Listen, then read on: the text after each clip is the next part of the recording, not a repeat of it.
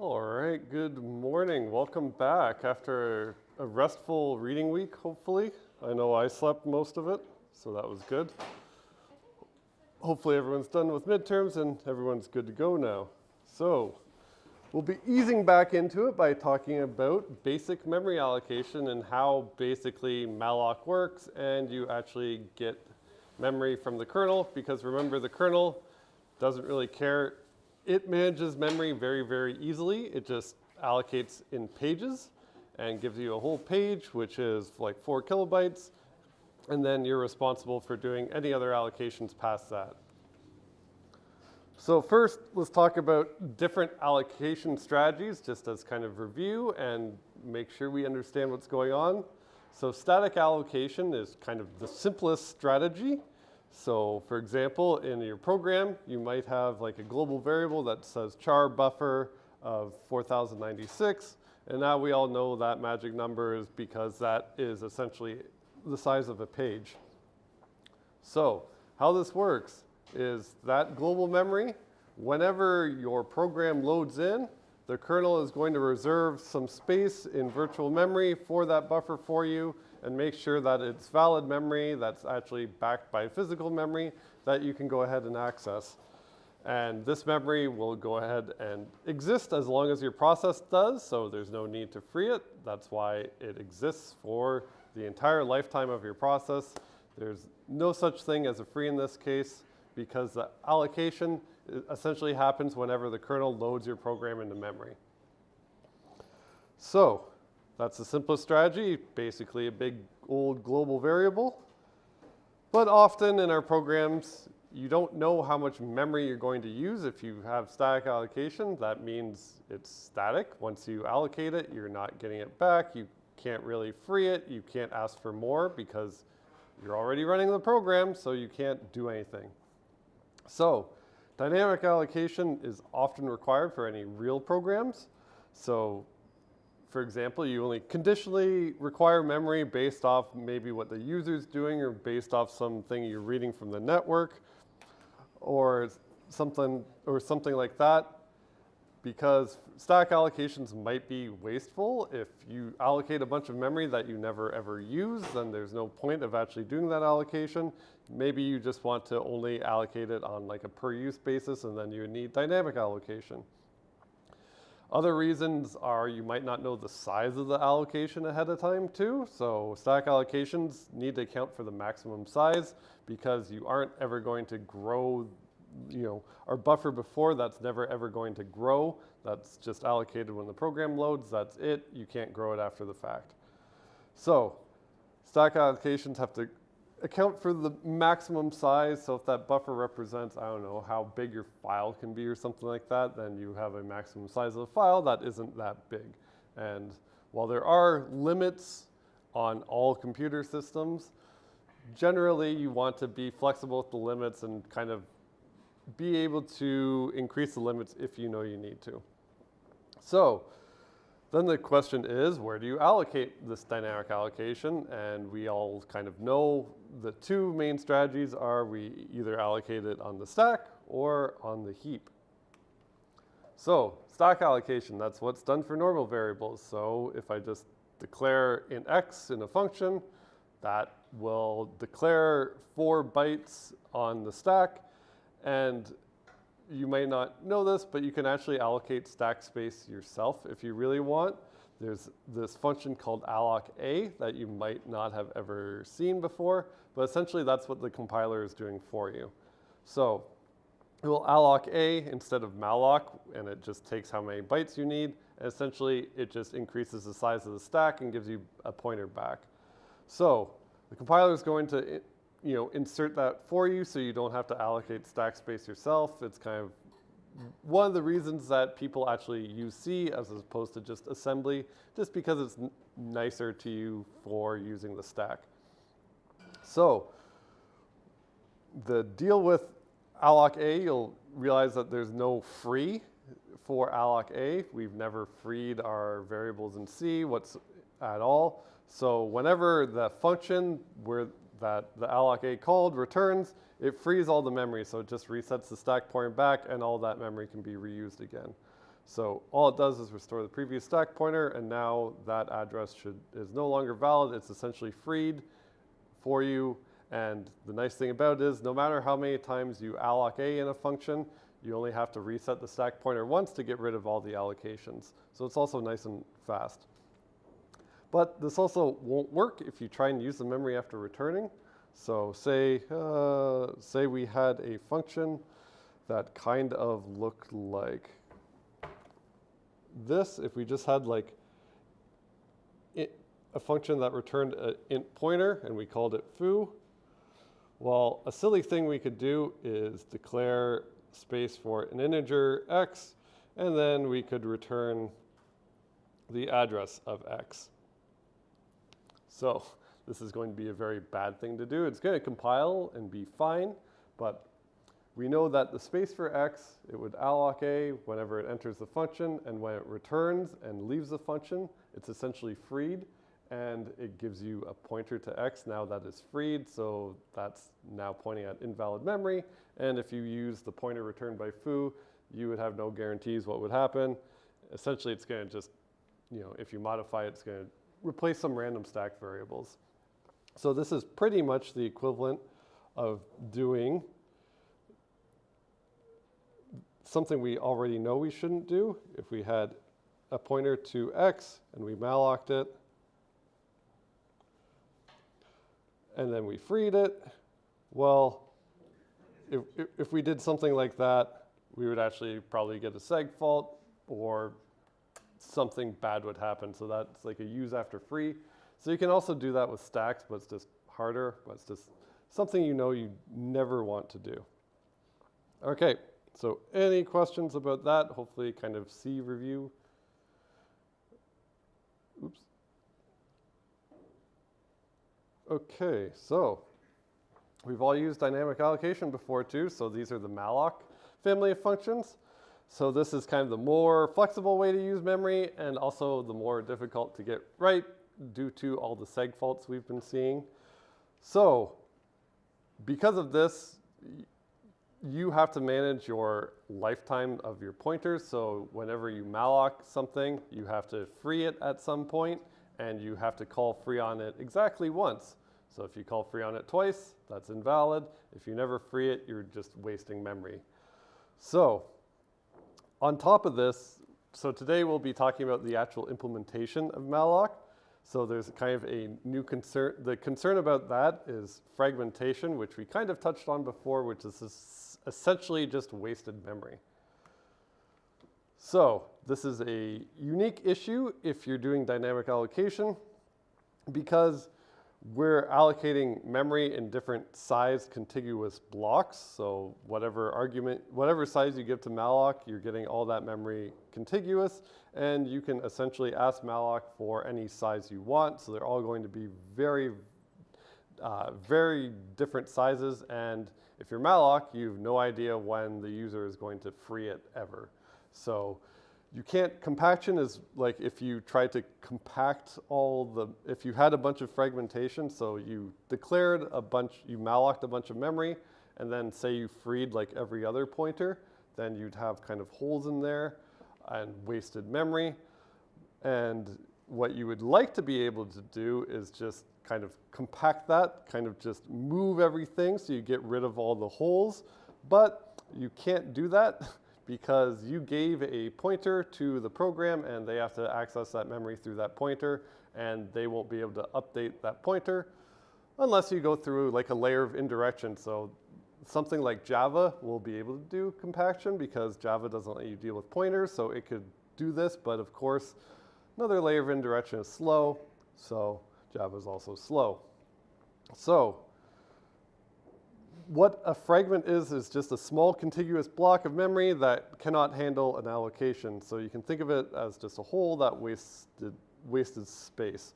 So if I have one block of memory that's like 100 bytes, and then I have a hole of say like 2 bytes or something like that, and then another 200 bytes allocated. Well, if I never make any allocations that are 2 bytes or smaller, then that hole is never going to get filled, because all the allocations are bigger than what fits in that hole. And To have a fragmentation problem, there are 3 requirements you have to have. So if you have different allocation lifetimes, that is a recipe for fragmentation. If you have different allocation sizes, that also is one of the conditions for fragmentation. And the inability to relocate previous allocations is also another one. So you have to have all of these 3 things in order to have fragmentation. So if I don't have number 1, so everything has the same lifetime, well, then I don't really have fragmentation, because if everything has the same lifetime, it's just exactly like dealing with a stack. So the lifetime of any stack allocated variable is however long that function lasts for. So I'm not going to have any fragmentation because I allocate it and then I get rid of it all at once. So that's an example of a stack. And then another one, if every allocation is the exact same size, I also won't have this problem, because I can essentially say, hey, if all my allocations are like 128 bytes or something like that, well, if I have to deallocate stuff randomly, then I'm going to have another slot open that can fit an allocation of 128 bytes. So everything is the same size, so I just essentially pick a slot and fill it. So I'm not going to have any fragmentation there. And then the third one is, of course, the inability to relocate previous allocations. If I could relocate previous allocations, well, I could just compact everything, I could move everything and make it all kind of one big contiguous block. Okay, any questions about that? So, there's 2 types of fragmentation. There's internal and external fragmentation.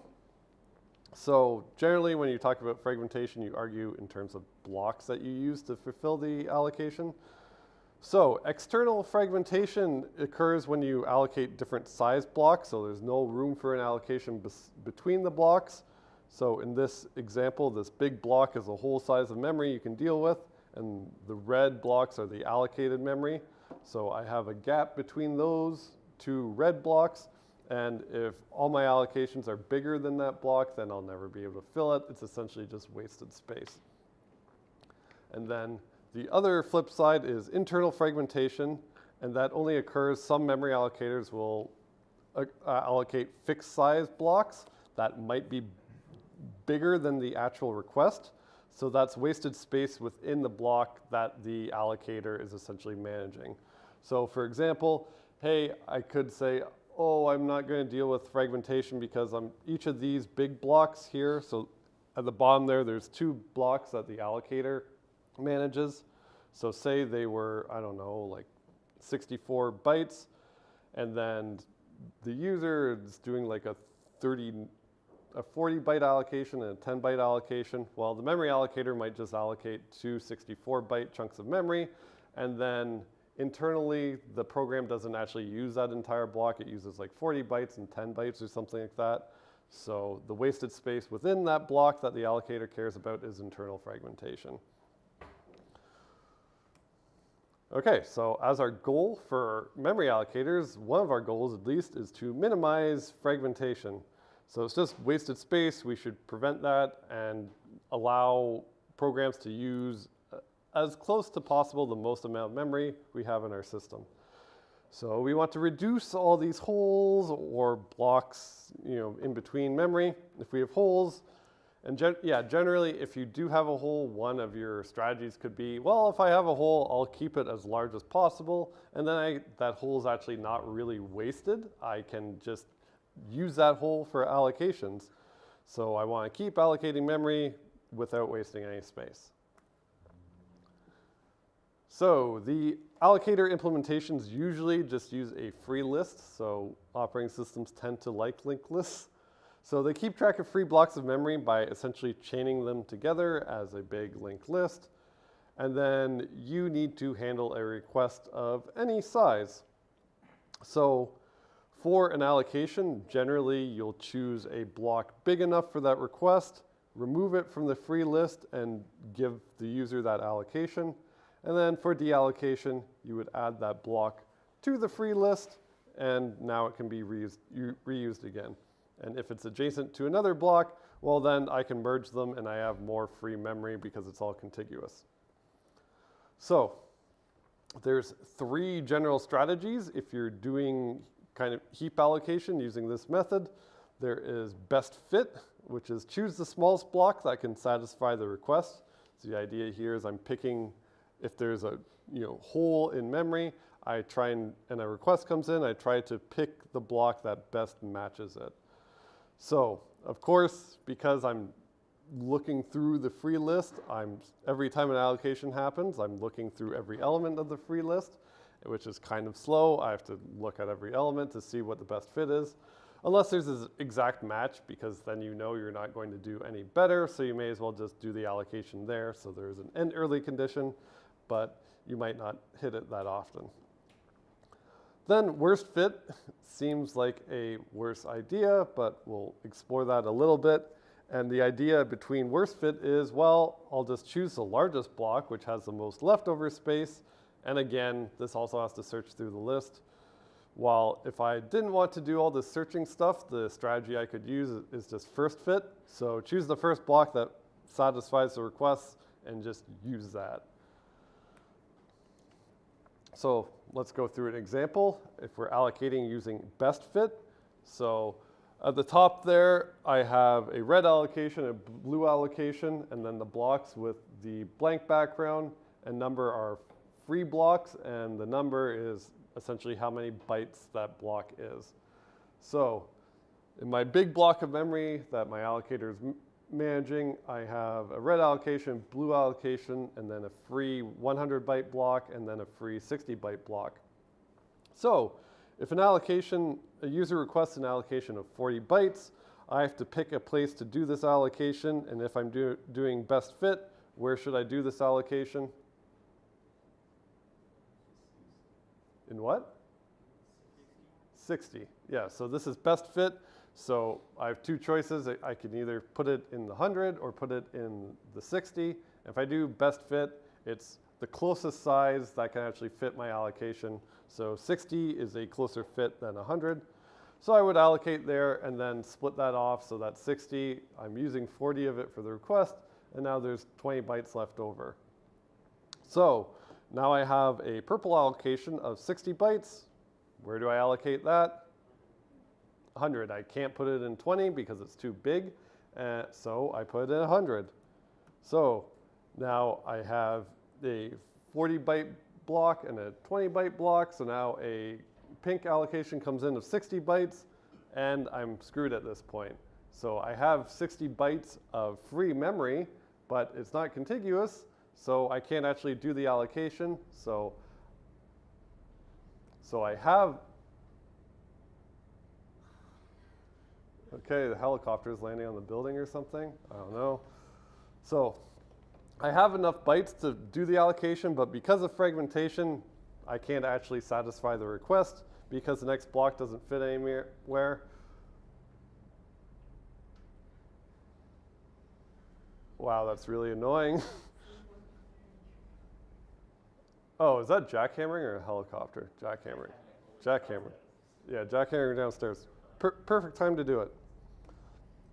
Okay, well, let's do the same allocations doing worst fit instead and see what happens. So worst fit generally sounds worse, so let's see if that's actually the case. So if I'm doing worst fit and that 40 byte allocation comes in, where do I put it? In 100, right? I'm looking for the biggest block possible. That is the worst fit. So I would do the allocation in the 100 bytes, so I have 60 left over. So now if I have a purple allocation of 60 bytes, well, where do I allocate this? At this point, there's 2 60s, so I don't really care. I'd probably pick the first one.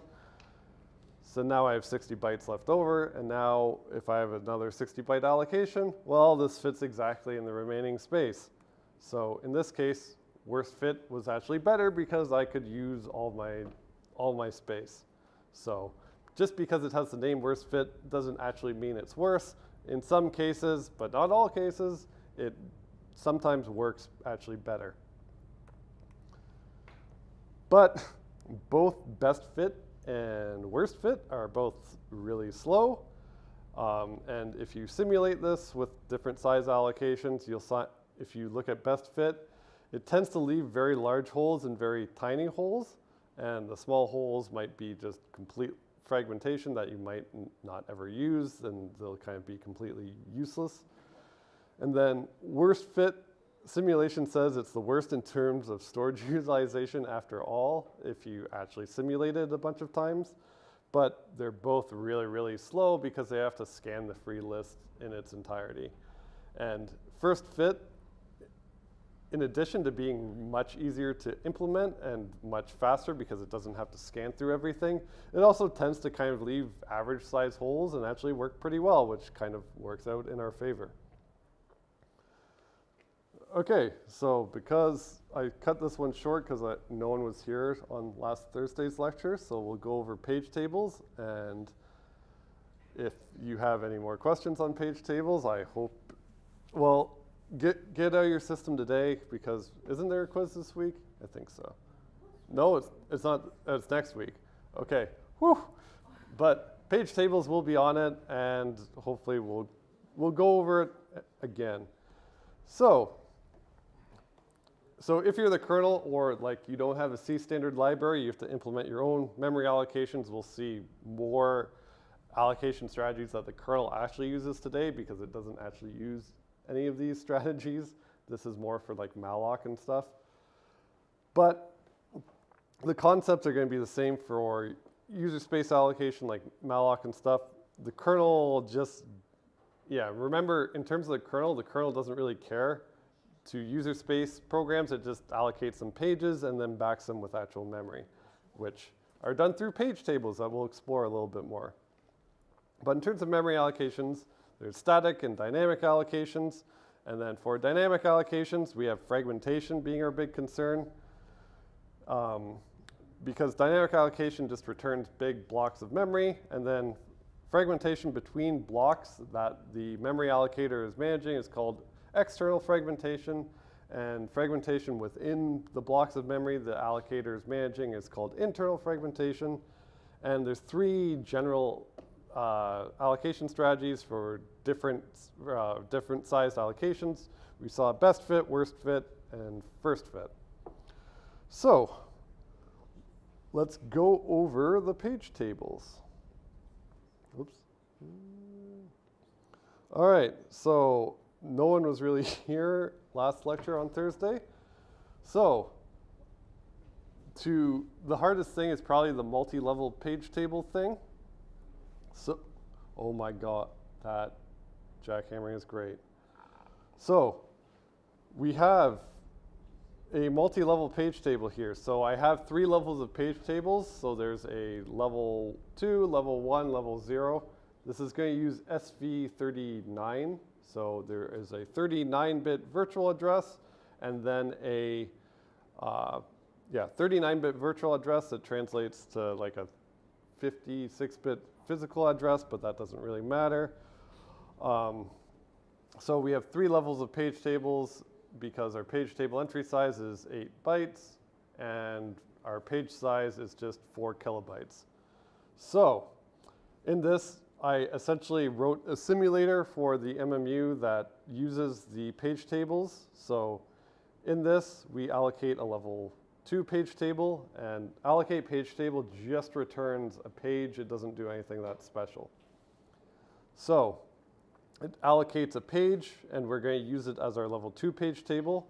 So the only thing the MMU actually uses is a root page table, which is just a level 2 page table, and that is what you would switch whenever you switch processes and you want to switch what the virtual address is mapped to. So in this case, my root page table is a level 2 page table, and I create a level 1 page table, and I make the entry of the level 2 page table at entry 0 essentially point to the level 1 page table. So it creates a page table entry from this page table. So it essentially just removes the offset, and it essentially just gets the physical page number of that page table and sets it as the entry as index 0. And then we do the same thing. We allocate a level 0 page table, and then in the level 1 page table, at index 5, we go ahead and point to the level 0 page table, and then the level 0 page table is going to directly translate to from whatever virtual address that led us there to a physical address. So our page table entry is from a physical page number, and we just want it to map to the physical page number cafe. So if we use this virtual address, in this case, whoops. So in this case, if we go ahead and use that physical address, because of the way we set up this page table, we should know that it actually would translate to this address, CAFEDE from ABCD. Any questions about that?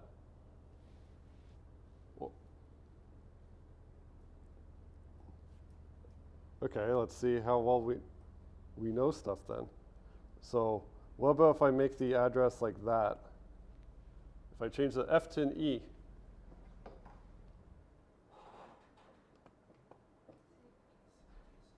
is this going to actually map to a physical address, or is it going to do a page fault?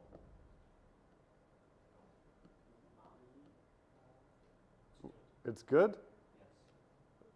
All right, what physical address am I going to get?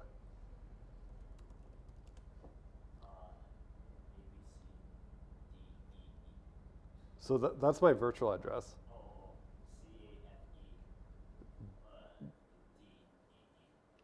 Yeah, so if I run it, it's actually going to map, because remember the last 3 hex characters are the offset in a page. So if I change them, it doesn't change the virtual page number, because this is the virtual page number here. It's ABC, so whatever entry that is will still map all the way to, I could do 000, whoops. Wow, I could do 000, and that still maps. But if I go over, if I go over and change this to a D, well then, I'm going to get a page fault because I have no entry.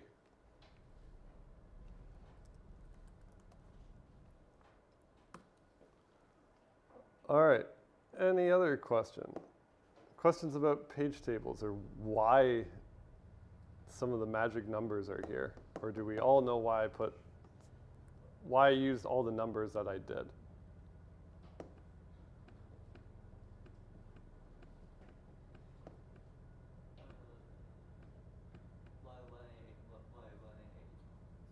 Huh? Line 84. Yeah, so why did I use 188? So that is a good question, so I'll just go review it again. So here was the address I had. It was ABCDEF. So my offset was the DEF part. Whoops, damn it. Ugh. So this was my offset, the DEF. And then ABC was my virtual page number. So if I go ahead and write out ABC in just in binary, because each of my levels of page table are 9 bytes, so it's a bit easier to do that. So if I write out C here, well, C is 1100, and then B would be 1011, and then A would be 1010, and then everything beyond that is going to be zeros. So then if I group it out into 9 bits following from the last one, well, I can see the last 9 bits here are going to be my index into L0. So that's 0, 1, 0, 1, 1, 1, 1, 0, 0. So if I add all those numbers together, because we all know our binary arithmetic, it's 4 plus 8 plus 16 plus 32 plus 128. So it's 188. So that's why we index 188 into L0. Then similarly, for index into L1, well, the number there is 1 plus 4. So we index 5 there, and our index into L2 is going to be 0 because it's all padded with zeros. So this is going to be, whoops, that is to do. So this is what our page table looks like. We just allocated level 2 page table. Its entry to 0 pointed to an L2 page table or an L1 page table, and then its entry to 5 pointed to an L0 page table. And then its entry at 188 pointed to, had the physical page number, cafe, and that's where we did our translation. Okay, so kind of makes sense-ish. Okay, well, let's see how sharp we are today. So let's translate. So if I do something like 7FFF, FFF, FF, just to make it easy. So if I do this, what do I expect that to translate to? Whoops. We're blind. Okay. If I do that, if I do MMU 7FFFFFFFFFF, what do I expect that to translate to? Given my page tables. Page fault. So if I do that, page fault. Okay. Say I want 7FFFFF. Well, I can't do anything with the index bits. So say I want that to map to, I don't know, like 1FFF. So how would I do that?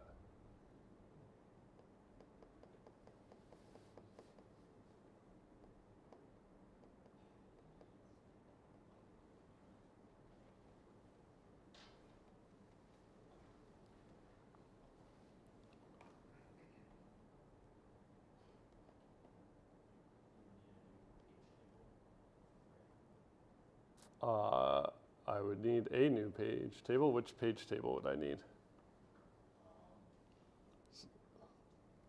So I need a new page table. So here, I'll give you one.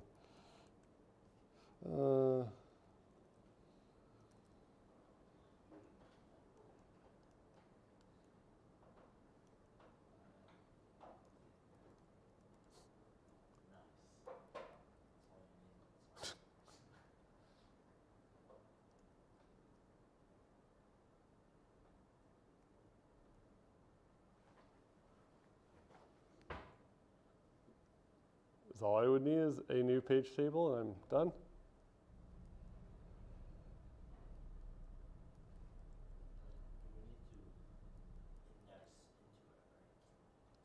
I would need to index into it. Like you see how you have the 0, 5,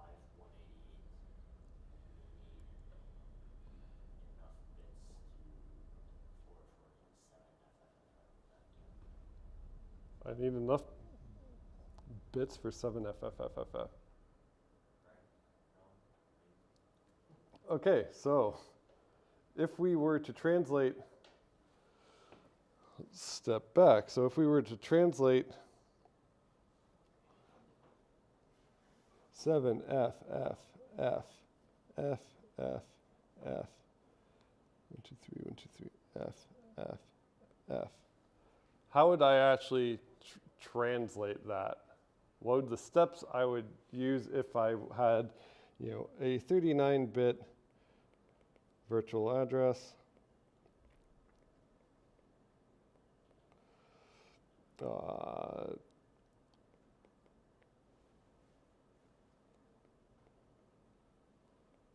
These a normal page size, an 8-byte page table entry, because that's essentially what SV39 is.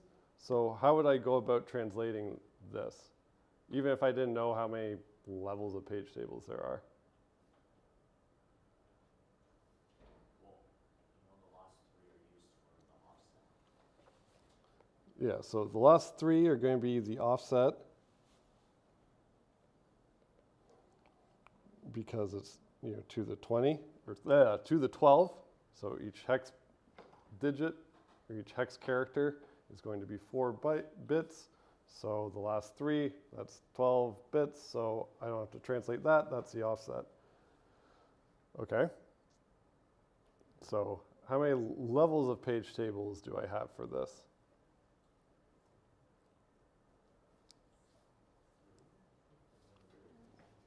Yeah, so I have 3 levels of page tables, and why is that?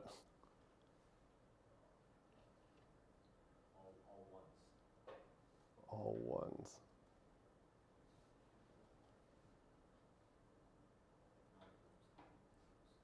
So,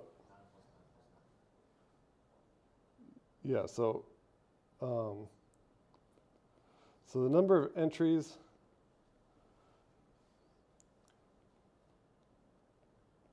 So if I do multi-level, remember I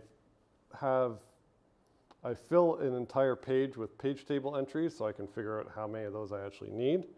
So the number of entries I can fit, page table entries I can fit in a page is going to be 2 to the 12 divided by 2 to the 3 because there are 8 bytes.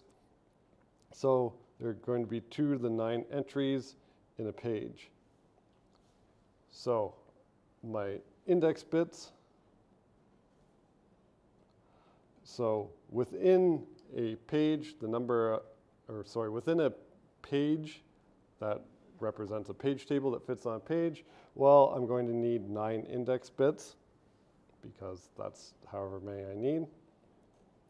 So if I want to calculate the number of levels I need in my page tables, remember it was the ceiling of the virtual bits minus offset bits divided by index bits.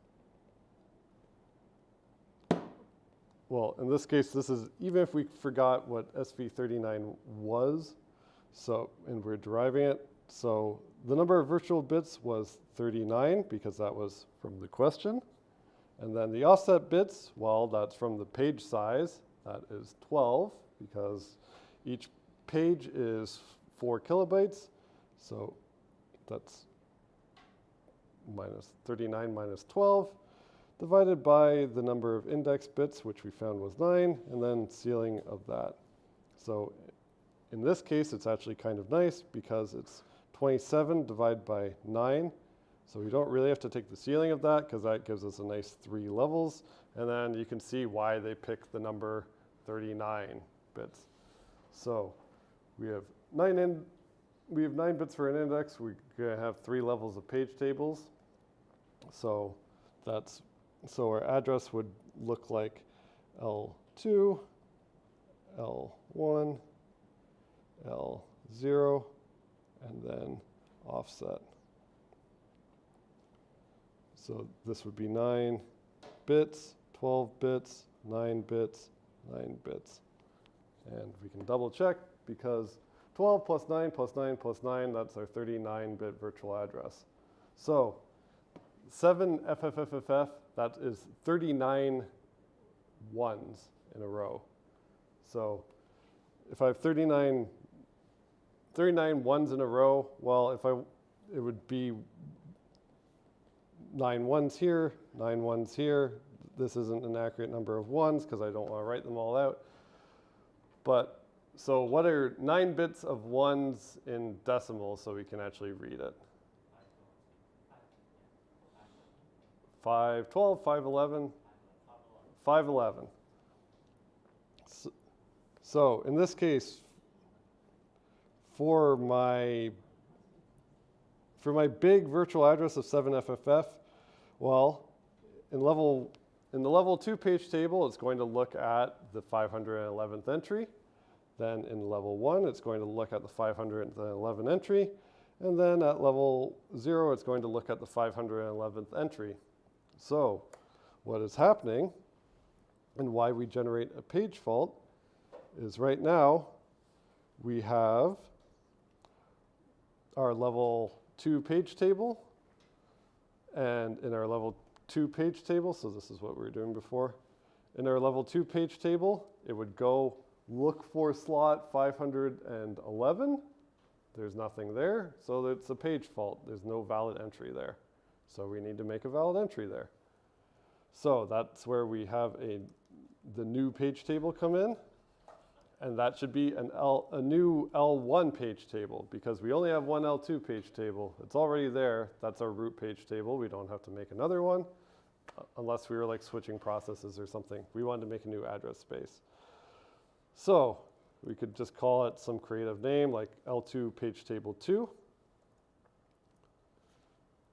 And then let's go ahead and copy paste. So we need to make it the 511th entry, and we need to create a page table entry from page table 2. So essentially that's just going to rip out whatever physical page number there is and put it in the page table entry. So now we have an entry for that. So if I compile and run it, do I get a page fault or am I good?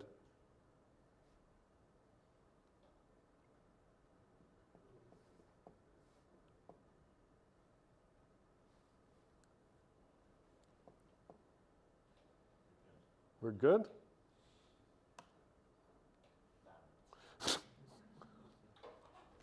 So what we did, we created a level 1 page table.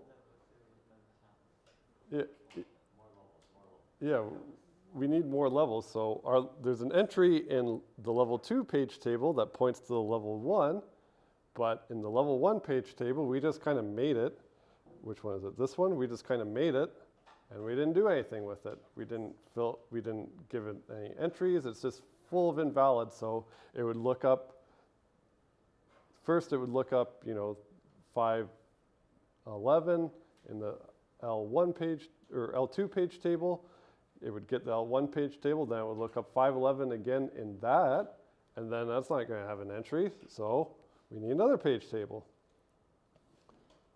So we're going to need another level 0 page table because we need that new L1 page table to point to an L0 table. So let's do that.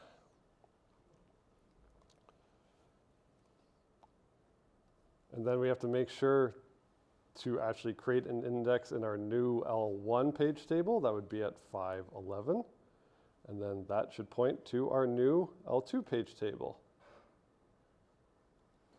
Cool. All right.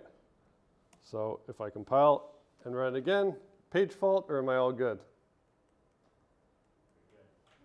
We're good.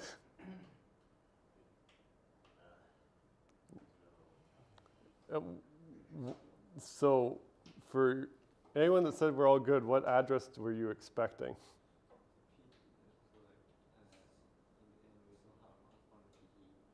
Yeah. Well, what were you expecting?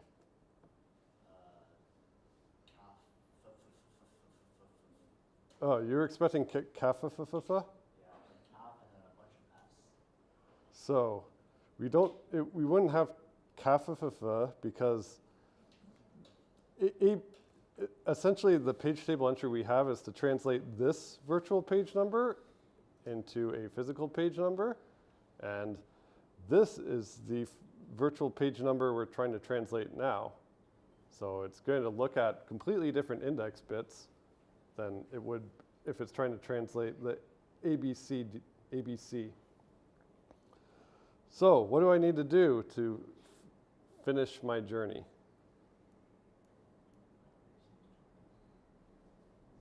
Yeah. No. Well, L0 page table 2. I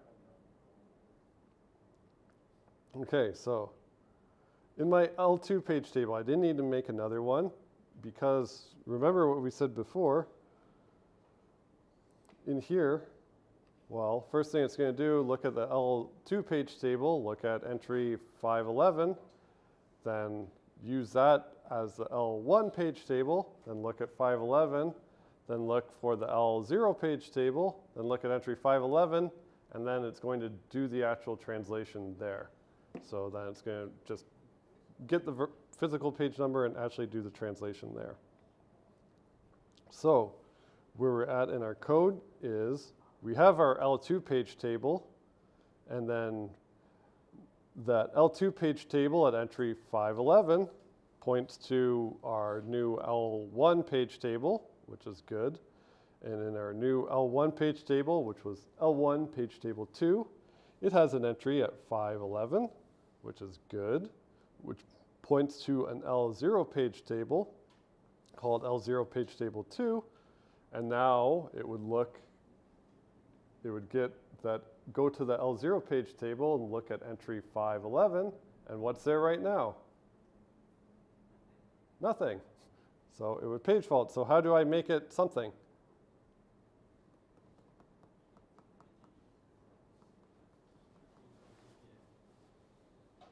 So I need to do essentially what I did here and make an entry for it. So in L0 page table 2, whoops, at what spot? Yeah, 511, that's where it actually does the final lookup. So I would get a page table entry from a physical page number, and I said I want it to be 1FFF, so that would be physical page number 1. So if I do that and compile it, am I all good or a page fault?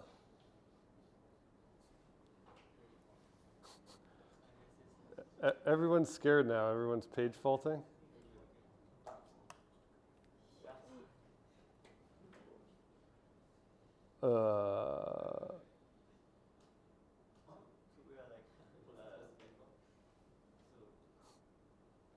Uh-oh.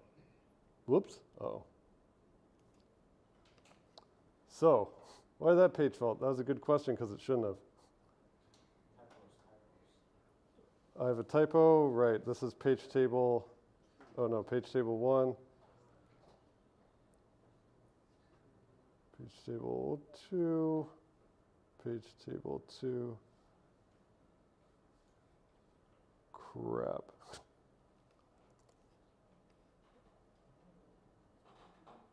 Okay, that should have worked.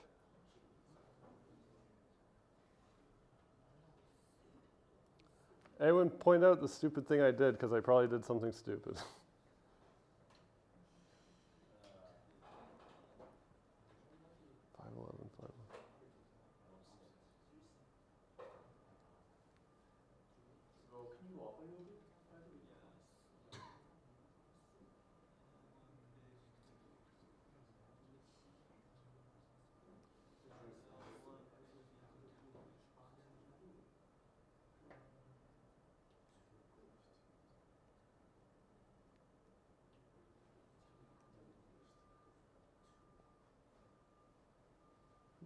PT.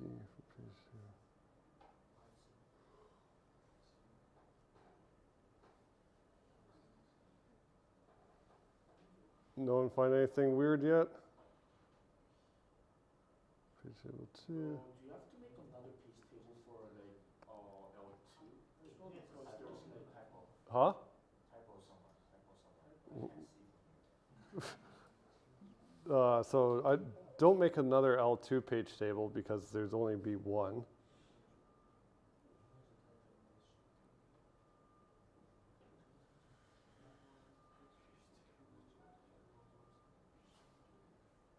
How did I screw this one up?